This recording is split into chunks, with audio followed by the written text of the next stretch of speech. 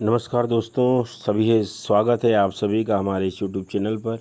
प्यारी सी सुबह में प्यारा सा गुड मॉर्निंग। और आज हम बात करने वाले हैं एकादशी की व्रत की, क्योंकि दुनिया में हर चीज़ के दो पहलू ज़रूर होते हैं। पहला पहलू तो यही है कि आप अपनी इंद्रियों को वश में करना सीख जाते हैं, आपका शरीर स्वस्थ रहता है और व्रत रखने से आपका जो आत्मविश्वास है वह प्रभु के चरणों में बहुत ही बढ़ जाता है।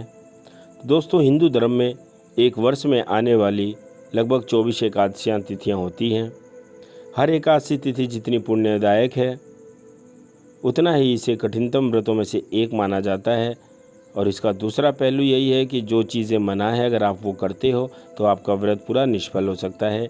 एकादशी के दिन अनजाने अनजाने में की गई भूल से आपका व्रत और पूजन पूरी तरह से निष्फल हो सकता है। इसलिए हम आपको बताने जा रहे हैं कि ऐसी सावधानियों के बारे में जो आपको विशेष रूप से बरतनी चाहिए।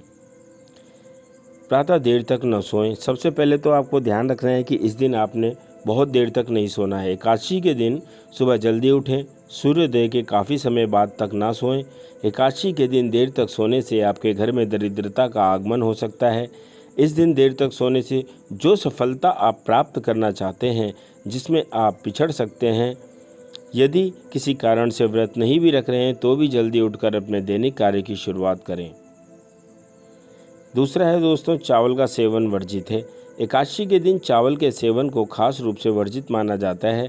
यदि आप पूरे दिन का व्रत छोड़कर एकादशना व्रत अर्थात एक समय का भोजन वाला व्रत भी रख रहे हैं तो भी ध्यान रहे कि इसमें चावल या चावल से बनी कोई भी खाद्य वस्तु न हो।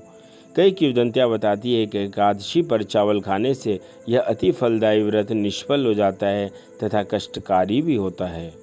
तामसिक भोजन को त्यागें। दोस्तों, वैसे तो हमें अपने जीवन में कभी भी तामसिक भोजन मांस मंदिरा का सेवन नहीं करना चाहिए, लेकिन एकादशी व्रत के दिन आपको तामसिक भोजन जैसे लहसुन, प्याज इत्यादि भी एवं मसालेदार खाना, मांस मंदिरा, रात का बचा हुआ झूठा भोजन इत्यादि को भी त्याग कर अच्छे भोजन करना चाहिए जो फलाहार होता है। ऐसा करने से आप इस व्रत के आपके द्वारा किए जा रहे पूजन अनुष्ठान का पूरा लाभ प्राप्त होगा। इस दिन तामसिक भोजन का सेवन आपकी पाचन क्रिया को भी प्रभावित कर सकता है, इसलिए इससे सावधान रहें। साथ ही कोशिश करें कि आपके घर में किसी अन्य सदस्य द्वारा मांस मंदिरा का सेवन न किया जाए। तीसरी है दोस्तों, परनिंदा न करें।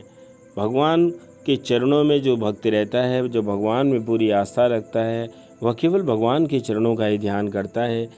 तो ऐसे किसी भी इंसान को परनिंदा नहीं करनी चाहिए और रोज़ ही आपको ऐसा करने से बचना चाहिए। लेकिन एकादशी के दिन यह कार्य भूल कर भी ना करें, किसी का दिल न दुखाएं और झूठ न बोलें। भगवान विष्णु को दीनबंधु कहा जाता है और वे हर कण में विद्यमान हैं, इसलिए इस शुभ दिन पर कम बोलें लेकिन अच्छा बोलें। और आगे दोस्तों, बाल और नाखून ना काटें। एकादशी के दिन बाल नहीं कटवाएं और नाखून काटने से भी बचें। यह दोनों ही काम आपके घर में सुख संपन्नता को बाधित करते हैं और ऐसा करने से आपके घर में कलेश उत्पन्न हो सकता है। साथ ही आप अपने शरीर की स्वच्छता का ध्यान रखें, स्नान करें। स्नान करने के बाद हमेशा प्रभु का ध्यान करें, सूर्य भगवान को अर्घ्य दें, लेकिन बाल नहीं कटवाएं। यदि आप बाल और नाखून अपने भोग और भोजन में मिल जाए तो उसे दूषित कर सकता है और हमारा स्वास्थ्य बिगड़ सकता है। दोस्तों, एकादशी के दिन ब्रह्मचर्य न तोड़ें। एकादशी के दिन ब्रह्मचर्य का पालन करें। इस व्रत के पालन में बहुत ही सावधानी बरतें। मन में कोई भी व्यभिचार नहीं आने दें। भगवान विष्णु बहुत दयालु हैं, लेकिन आपका यह कृत्य आपको भगवान विष्णु के कोप का भागी बना सकता है। इस दिन ब्रह्मचर्य का पालन करने से आपको इस व्रत का संपूर्ण लाभ तो मिलेगा ही, साथ ही आपको मन में, विचारों में, सब में शुद्धि आती है। तो दोस्तों, यह थी सावधानियाँ उपाय जिनका ध्यान आपको एकादशी पर रखना है। इनके अलावा यदि कोई भूल चूक क्षमा हो जाए तो भगवान श्री विष्णु से क्षमा प्रार्थना करें। मिलते हैं अगली वीडियो में। ओम नमो भगवते वासुदेवाय। तब तक आप सभी अपना ध्यान रखें। भगवान श्री विष्णु की कृपा से आप सबका व्रत सफल हो।